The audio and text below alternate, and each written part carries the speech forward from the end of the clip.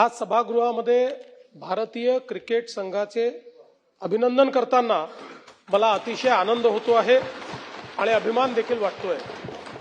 भारतीय क्रिकेट संघाने 2026च्या T20 विश्वचषक स्पर्धेत शानदार कामगिरी करत अंतिम सामन्यामध्ये न्यूझीलंड संघाचा पराभव केला आणि 96 धावांनी विजय मिळवला।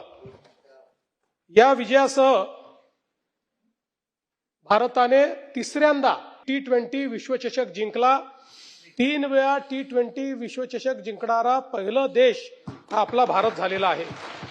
तसंच सलग दुसऱ्यांदा T20 चषक जिंकणारा देखील पहिला देश आपला भारत झालेला आहे। जगातल्या सर्वात मोठ्या अशा अहमदाबाद येथील नरेंद्र मोदी स्टेडियमवर जो अंतिम सामना झाला त्यात भारताने 20 षटकांमध्ये 5 बाद 255 धावांचा विक्रमी डोंगर हा त्या ठिकाणी उभा केला। T20 विश्वचषकाच्या अंतिम सामन्यातला आजपर्यंतचा हा सर्वाधिक स्कोर आहे, हे देखील अत्यंत महत्त्वाचं आहे। आणि भारतीय गोलंदाजाने न्यूझीलंड संघाचा डाव मात्र 159 धावांमध्ये त्या ठिकाणी गुंडाळला।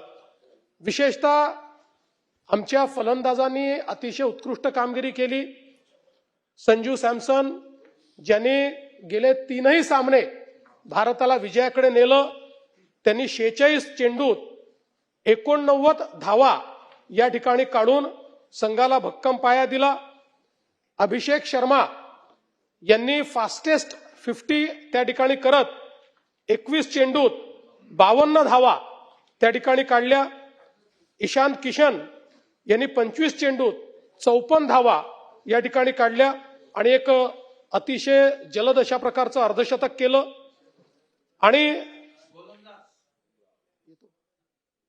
थोडं माझ्याकरता शिल्लक ठेवा, सगळ्या याच्यात मध्ये बोललंच पाहिजे असं नाही। तिलक वर्मा यांनी देखील, शिवम दुबे यांनी देखील आपल्या संघाच्या धावसंख्येत महत्वाची भर पाडली। गोलंदाजांनीही अतिशय उत्तम योगदान दिलं। जसप्रीत बुमराह यांनी 4 बळी घेत निर्णायक अशा पद्धतीनं या ठिकाणी बॉलिंग केली आणि विशेषतः या संपूर्ण टुर्नामेंटमध्ये सर्वाधिक इकॉनॉमिक बॉलर म्हणून त्यांनी कमीत कमी धावा देत भारतीय संघाला त्या ठिकाणी जिंकवलं। आपल्याला माहिती आहे मुंबईत झालेल्या सेमीफायनलमध्येही त्यांचाच ओव्हर हा निर्णायक ठरला आणि ज्यावेळी अटीतटीची वेळ होती त्यावेळी एक अतिशय चांगला ओव्हर टाकून त्यांनी ती संपूर्ण मॅच बदलण्याचं काम केलं। अक्षर पटेल यांनी देखील 3 बळी घेऊन त्या ठिकाणी संघाला भक्कम आधार दिला आणि म्हणून फलंदाजी आणि गोलंदाजी या दोन्ही क्षेत्रामध्ये भारतीय चमूने अत्यंत उत्तम अशा प्रकारचं काम केलेलं आपण सगळ्यांनी बघितलं। आणि या संपूर्ण टुर्नामेंटमध्ये एका मॅचचा अपवाद वगळता आपली टीम सर्व मॅचेस त्या ठिकाणी जिंकली आणि एक उत्तम कामगिरी आपल्या टीमनी केली। म्हणून आपल्या या विधानसभेच्या माध्यमातून भारतीय टीमचे कर्णधार सूर्यकुमार यादव आणि प्रशिक्षक गौतम गंभीर यांचं देखील मी मनापासून अभिनंदन करतो। संघ भावना, शिस्त आणि आत्मविश्वास या तिन्ही गोष्टी या संघामध्ये आपल्याला पाहायला मिळाल्या। आणि विशेषतः ज्याचा मी उल्लेख केला की संजू सॅमसन यांचा ऐनवेळी संघामध्ये प्रवेश झाला, पण मला असं वाटतं की ही संपूर्ण टुर्नामेंट एक प्रकारे त्यांनीच गाजवली असं जर आपण म्हटलं तर ते चुकीचं होणार नाही।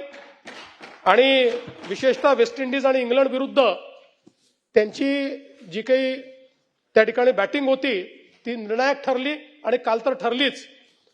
जसप्रीत बुमराह यांनी तर T20च नाही तर आता तिन्ही फॉर्मॅटमध्ये एक प्रकारे भारताचे एस बॉलर म्हणून त्या ठिकाणी नाव कमावलेलं आहे। एक भारतीय क्रिकेटला मिळालेला अनमोल खेळाडू म्हणून त्यांच्याकडे पाहिलं जातं. विशेषतः ईशान किशन यांचं देखील आपण विशेष अभिनंदन करूया, कारण अंतिम सामन्यापूर्वी एक दिवस आधी त्यांच्या घरी जवळचं अपघाती मृत्यू झाला. अशाही परिस्थितीमध्ये वैयक्तिक दुःख बाजूला ठेवून अत्यंत ताकदीनं ते मैदानात उतरले आणि आपल्या विजयाकडे त्यांनी आपल्याला नेलं. अशा धैर्यवान खेळाडूचं देखील मी विशेष अभिनंदन करतो. आपल्याला कल्पना आहे की भारतीय क्रिकेटचा जो गौरवशाली इतिहास आहे त्याची सुरुवात 1983 साली कपिल देव यांच्या नेतृत्वाखालील आपल्या टीमने ज्यावेळी वेस्ट इंडिजला हरवून पहिल्यांदा आपण विश्व चॅम्पियन झालो लॉर्ड्सवर, तिथनं सुरुवात झाली.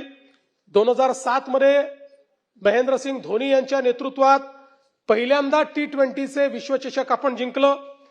11 मध्ये एकदिवसीय विश्वचषक आपण जिंकलं आणि 2024 आणि 2026 पुन्हा T20 जिंकून आपण क्रिकेट या खेळामध्ये भारताचा डॉमिनन्स आणि भारतच या खेळाचा चॅम्पियन आहे हे आपण त्या ठिकाणी दाखवून दिलं. महाराष्ट्राला विशेष अभिमान हा आहे की कर्णधार सूर्यकुमार यादव हा आपले मुंबईचे आहेत. त्यामुळे त्या ठिकाणी शिवम दुबे देखील आपल्या मुंबईचे आहेत आणि मुंबईने अनेक महान खेळाडू आपल्या देशाच्या टीमला दिले आहेत. मुंबई आणि महाराष्ट्राचं क्रिकेटमधलं जे कॉन्ट्रीब्युशन आहे हे आपल्या सर्वांना माहिती आहे. आणि आज ही अतिशय आनंदाची गोष्ट आहे की आपल्या देशातले गावातले सामान्य खेळाडू देखील आज आंतरराष्ट्रीय स्तरावर खेळतायत आणि त्या ठिकाणी चॅम्पियनशिप जिंकतायत. आणि हे सगळ्या खेळाडूंचा जर आपण बॅकग्राऊंड बघितलं तर यातले अनेक लोक अतिशय गरीब अशा अवस्थेतनं आलेले, ज्यांचे आई वडील कुठेही मोठे नाहीत किंवा ज्यांच्याकडे पैसा नाही, असे सगळे खेळाडू आज खेळाचं नाव मोठं करतायत, आपल्या देशाचं नाव मोठं करतायत आणि एक प्रकारे करिअर ऑपॉर्च्युनिटी देखील त्या माध्यमातून मिळते. आणि म्हणून ICC असेल, BCCI असेल, या सगळ्यांचं मी अतिशय मनापासून अभिनंदन करतो. आणि या सभागृहाच्या वतीने हा अभिनंदनाचा प्रस्ताव पास करून त्याची एक प्रत ही आपल्या भारतीय टीमला पाठवावी अशी विनंती माननीय अध्यक्ष महोदय मी आपल्याला करतो.